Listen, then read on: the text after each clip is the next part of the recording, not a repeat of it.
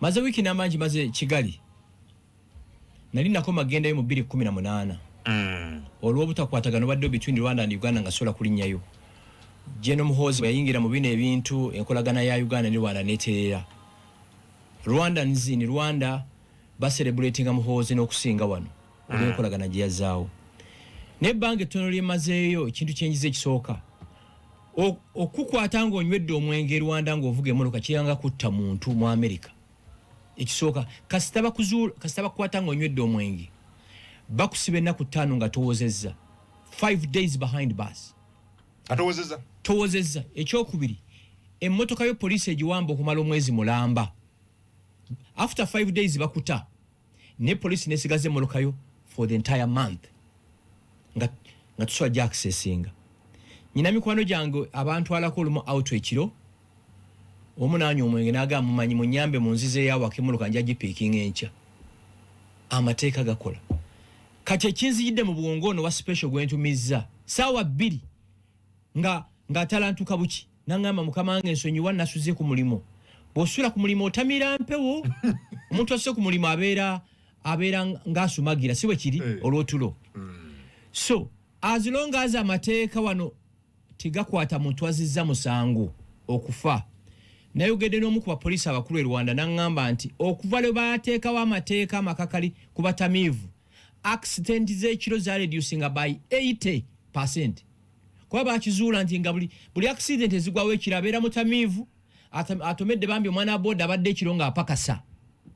So mwe baganda bange abakulira poliisi mu Uganda okujjako nga tufuuse tafu ku bintu ebimu Uganda gye twegomba n'abazzukulu baffe bayinza obutagiraba ekitawanye eggwanga lino kiri kimu enforcement kwatisa mateeka period tulemeddwa bana abeeru ab'ekigali byonna bye bakozesa babijja wano tubirina yes enforcement ntunulidde omutamiivu ku makya kati mbeera kukkiza nenyingira mu mmotoka ye nenga ku accident ku express highway mwe bakungu abasiraamu nga mugamba Allah bwageze taba Allah ebintu ebimu ffe tusobola obimanaginga Allah batageze no way ovugiddwa mutamiivu ng'olaba ukigera ndowooza you can even imagine njagenda okuyita yonna bagenda okutomera ayinza okutomera abaana nga bagenda ku ssomero fe abakatoki nga tugamba nti amaze emirimu gye atuyimba n'akayimba kali mbw amaze emirimu gye kyamwera kyemugamba mbunno mbw abadde mutuukirivu nnyo ng'agenze kukola mirimu mirala mu ggulu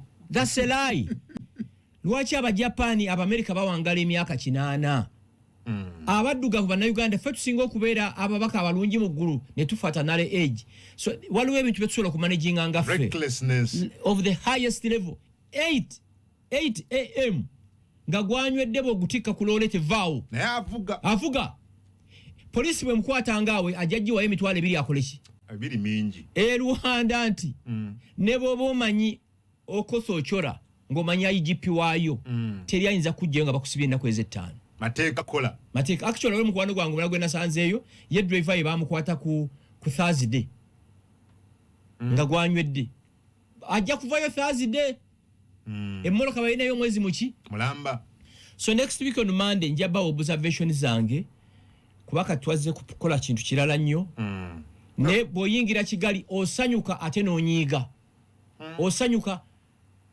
mwababadde Dubai ababadde Abu Dhabi Qatar the exact duplicate yensezo nabali gye bakoze waabwe makubo gonna makoli ettala zikola tiwetaaga teekako ttala kiro ng'ovuga emmotoka nalabye ku butambi bwe badolaga green mu kibuga ndaba emiti side ne side street ng'olaba zinyirira bw'osuula empiso ekiro tiwetaaga tooki okuba wansi ettala ezaako oba ogiraba Kigali yonna the entire Kigali ne outskirts ne suburbs ettala zaaka boda ku boda olya ettala zaaka boda ku boda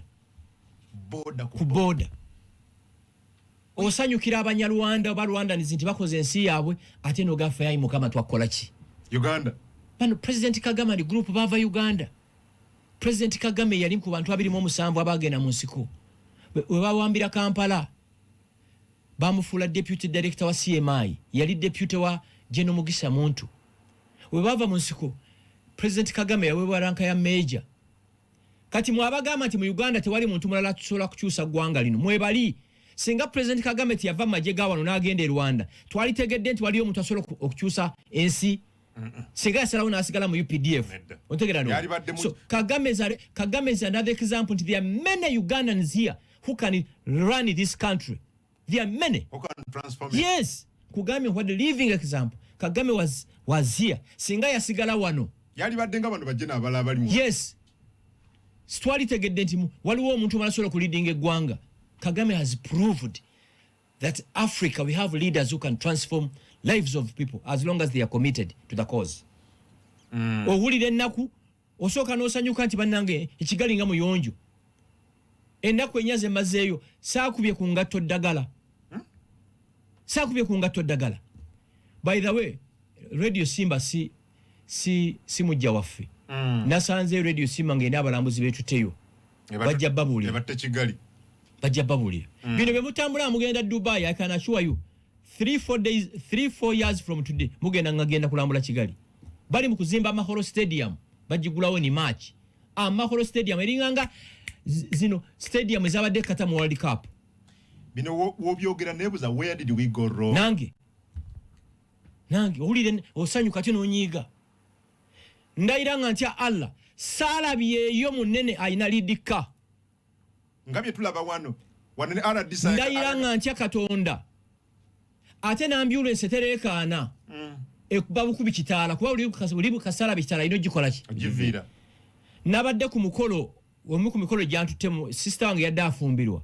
Oyo sister wange nalabye. Yes. Okay. CDF Rwanda Jeno Mubaraka Muganga yabaddewo ku mbaga aganyabo salabyewo jipu n'emu yabadde n'omusirikale omunga ali bweru era embaga bwe yawedde layingira Land Cruiser ne driver ne bodyguard omunadde ekigali naye singa embaga yadde Uganda wali baddoga nti konya asaze kubo nara PG nanti aircraft zibeerawo. You get it? Rwanda omuntu yekaina convoy ya moloka mukaga ya President Paul Kagame 6 cars.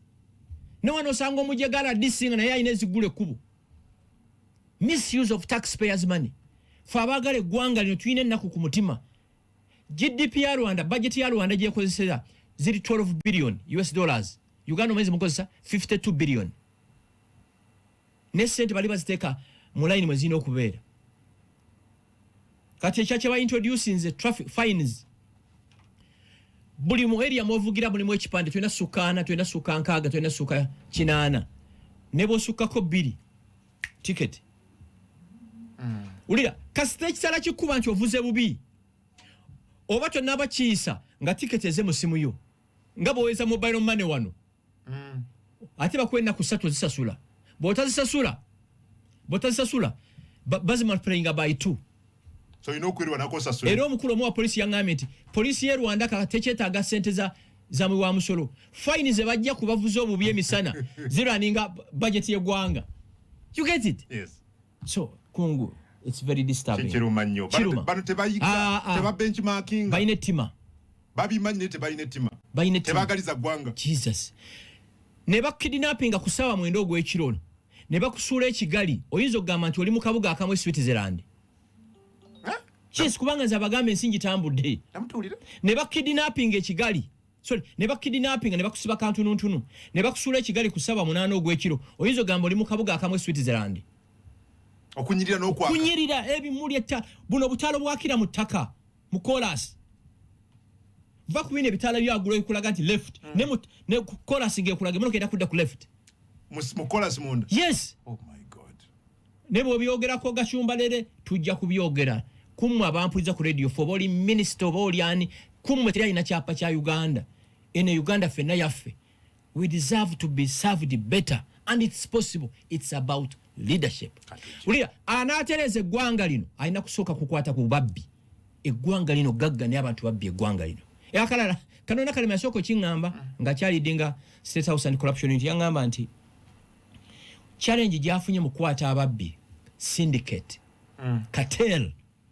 Tewali muntu abba sente za miwa musolo azibba bwomu eba syndicate abba ne banne under secretary PS bula musajja yangamye nti Rwanda wano kasita kungo bakuzuula nti wabbye sente zo miwa musolo ne yakimanyako bamukwata baki wasirika bamukwata naye mu nsi nga bali wadinga ababbi in a country where wrongdoers are rewarded buli omu asabire munne waliwo yagamba nti babbe naye kasita bayinvestinga munda mu ggwanga waliwo ne yagamba nti waliwo akachina ke babba n'abaakabbanka mbamanyi akachina ka investa n'abaakabba mbamanyi n'abaakabba mbamanyi akachina kange